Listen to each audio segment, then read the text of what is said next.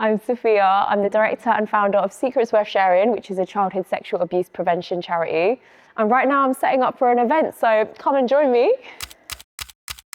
So we give people practical and approachable advice about how to talk about childhood sexual abuse, but we do it with serious joy. We always focus on the intersection, so how your identity might be affecting the way that you experience child sexual abuse or the way people respond to you. But we also use film, TV, media, design, podcasting to show that these conversations can be approachable. Essentially, we train your allies so that you don't have to. And if that is something that appeals to you or someone in your life, you can follow us at secretsworthsharing_ or go to our website www.secretsworthsharing.com, and all of our resources, films from this event, recordings from anything we've ever done are all open source online for free. Conversations on sexual violence are obviously really difficult and scary, but they don't always have to be. And I really hope that we show a way that they can be more positive. So I was part of the, I believe, 2023 cohort, and literally I just got given a small grant to set up a podcast where I interviewed survivors of childhood sexual abuse. And the most important thing about what we did was we focused on an element of their identity. So, for example, how is the experience of childhood sexual abuse different if you're a black man, if you're Vietnamese speaking, if you're a refugee? And that was to really highlight the fact that I never saw those kinds of resources when I needed them. And that experience looks really different for lots of different people. So Girl Dreamer really just helps me get those funds, start interviewing people, turn it into a podcast, which eventually turned into the non-profit you see now. And I remember one of my favorite things about it was I attended a dinner with all the other girls as we just started, and Kieran as well.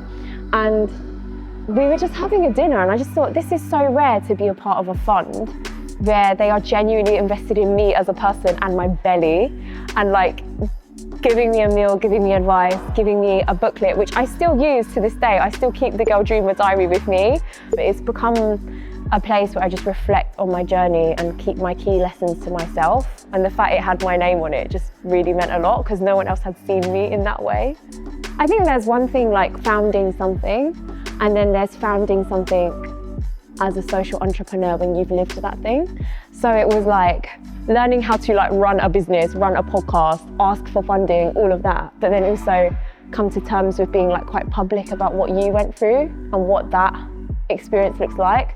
And to be honest, I'm still navigating that now. So I think the biggest challenge I face has been genuinely learning to get up and keeping on going, even when sometimes it just feels like everything is against you. Like, you do events, you build the content, people tell you it's good content, but then sometimes things happen in people's lives and they don't come to events, or you ask for funding and funders will tell you, this is an amazing idea, you'll keep going, keep doing the work you're doing, but then no one will give you the money.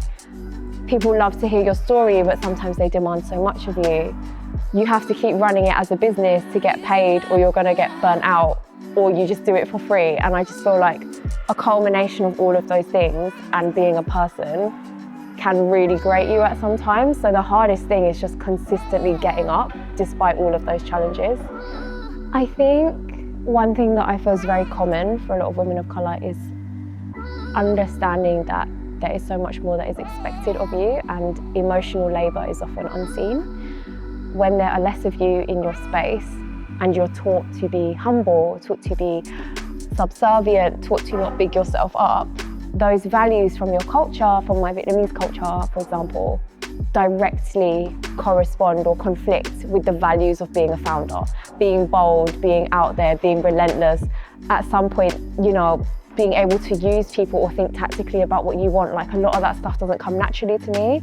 So I think a lot of it is kind of working with and alongside your culture and background. But doing that often means that it takes a longer path to get to where you want to be. And also, when you do get to where you want to be, you want to hold and give back. So it takes a lot of your emotional labour to uplift other people who are in similar situations. And I don't think other founders, unless they're also marginalised, have that experience. Community to me means any sense of a shared value rooted in release and care, and getting to know a person outside of the labels of who they present.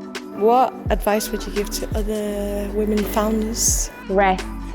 Truly rest. You cannot do it all. Just because you can do something doesn't mean you should do everything. Think about the path that you want to pave forward for your sisters, your daughters, your fellow next gen, and you don't want to burn out before you see the fruits of your own revolution.